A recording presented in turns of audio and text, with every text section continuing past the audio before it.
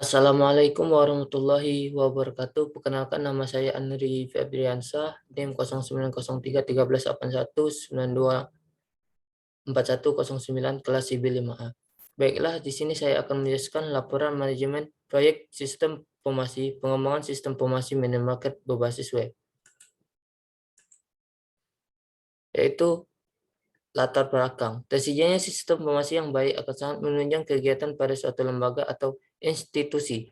Sarana atau media informasi yang penting yang berada di lembaga minimarket salah satunya yaitu sistem informasi yang meliputi pengolahan data entitas yang terikat, analisis kebutuhan, desain sistem, implementasi, dan pengujian. Sistem informasi tersebut berfungsi sebagai sarana yang digunakan untuk menyampaikan data informasi minimarket berbasis web kepada entitas yang membutuhkan data informasi minimarket tersebut. Sistem informasi minimarket yang baik dan sistematik akan sangat berpengaruh besar dalam menunjang kelancaran dalam penjualan minimarket berbasis web tersebut. Dengan berdasarkan hal yang tersebut di atas, penulis akan mengembangkan sistem informasi minimarket dengan berbasis web atau website yang berjalan dengan menggunakan teknologi internet. Internet merupakan sebuah jaringan global dari jaringan komputer yang menghubungkan sumber-sumber daya bisnis yang menggunakan protokol TCP/IP atau IP. Selanjutnya yaitu tujuannya yaitu dari proyek ini agar dapat mempermudah pihak minimarket dalam mengolah data, mempermudah proses penjualan, dan lain sebagainya. Selanjutnya yaitu manfaat. Manfaatnya yaitu pengembangan sistem ini dapat membantu minimarket berbasis web dengan lebih efektif, baik, dan akurat. Terakhir yaitu rumusan masalah. Berdasarkan latar belakang tersebut, dapat dirumuskan masalah menjadi satu, apa saja yang diperlukan pengguna sistem yang tidak ada pada sistem saat ini. Dua, apa saja kendala yang dihadapi pengguna sistem saat ini. Tiga, bagaimana cara mengintegrasikan sistem informasi minimarket berbasis web. Selanjutnya yaitu lingkup kegiatan.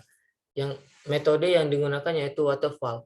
Model waterfall atau seringkali disebut sebagai classic life cycle adalah model pengembangan perangkat lunak yang menekankan fase-fase yang berurutan dan sistematis. Metode ini dilakukan dengan pendekatan yang sistematis mulai dari tahap pembuatan sistem lalu menuju ke tahap analisis, desain, coding, testing atau verification, dan maintenance. Langkah demi langkah yang dilalui harus diselesaikan satu persatu, tidak dapat meloncat ke tahap berikutnya dan berjalan secara berurutan. Oleh karena itu disebut waterfall atau air terjun. Baiklah, analisis. Menganalisis sistem yang lama, apa saja kekurangan pemasaran sehingga dapat menyiapkan kebutuhan minimarket yang diinginkan. Dua, desain. Membuat rancangan desain setelah melakukan analisis yang sudah dilakukan sebelumnya dengan berbagai macam cara seperti use case, DFD, LD, dan lain sebagainya.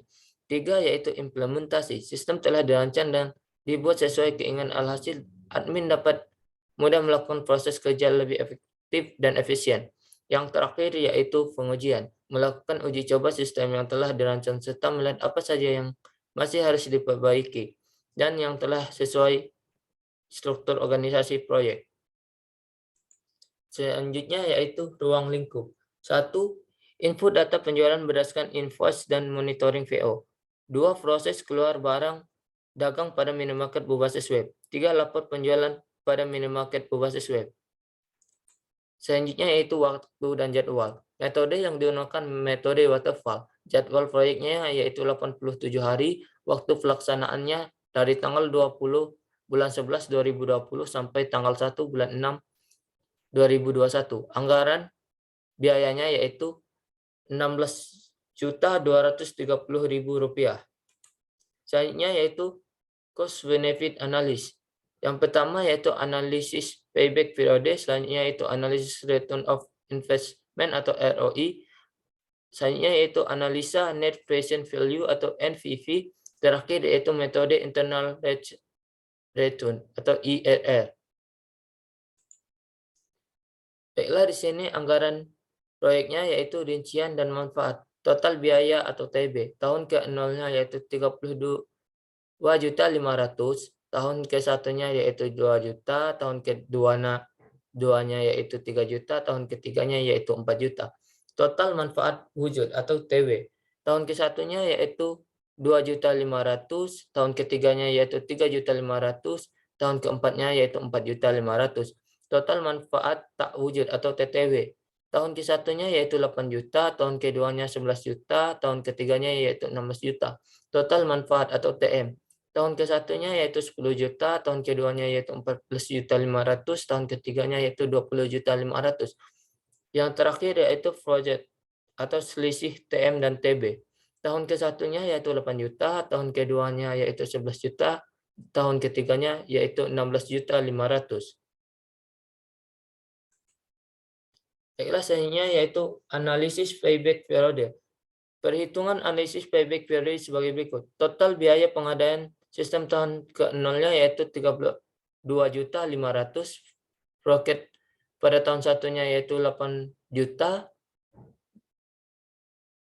Biaya sistem pada tahun 1 yaitu 24.500.000. Roket pada tahun keduanya itu 11.500.000.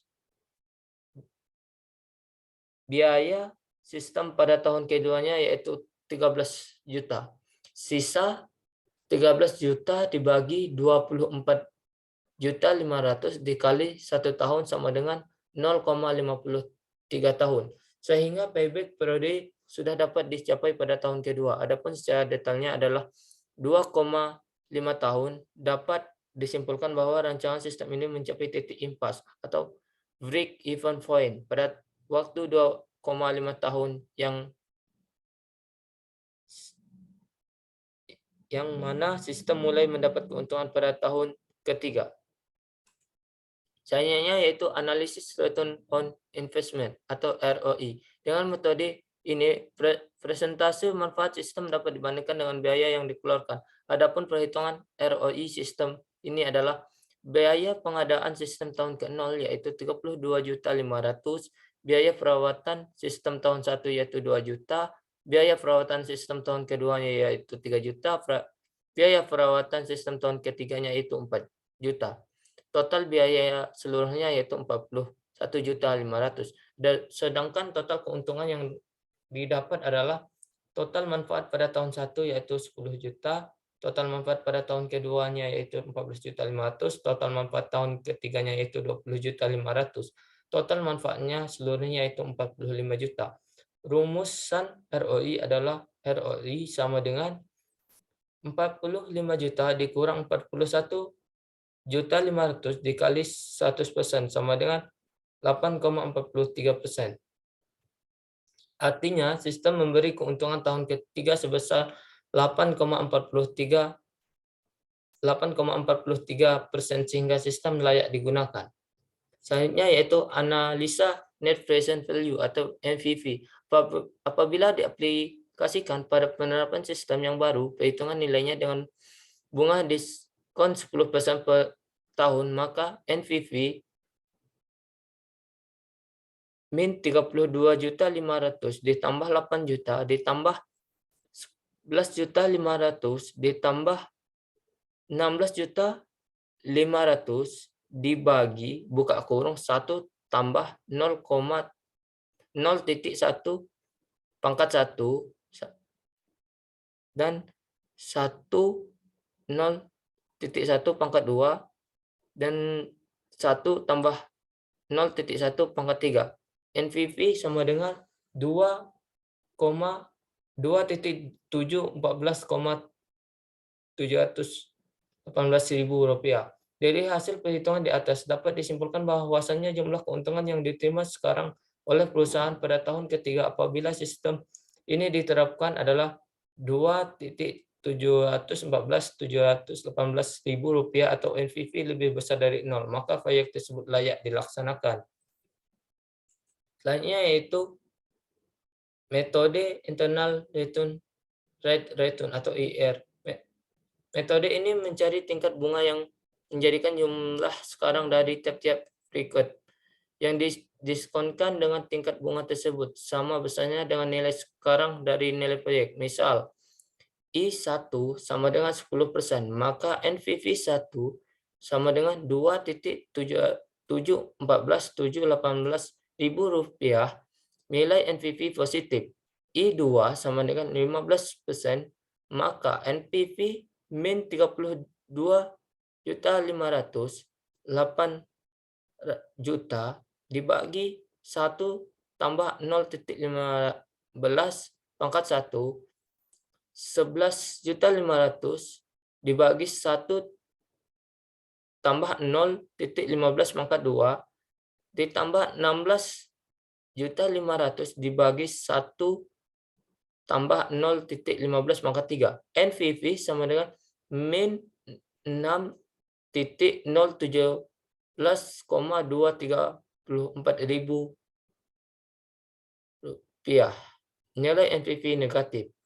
IRR 10% tambah 15% min 10%, 2.718.718 rupiah. NPV min NPV 2 IRR 10% ditambah 5% 2.718.718 rupiah dibagi 2.714.718 dikurang min 6.017,234 ribu rupiah. IRR sama dengan 10% tambah 1.357,359% dibagi 8.731,952. IRR sama dengan 10% tambah 0,15% sama dengan 10,15%.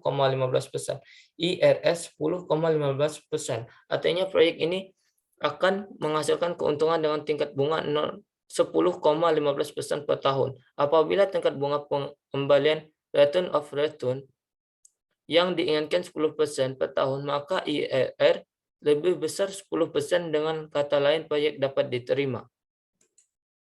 Tampilan interface.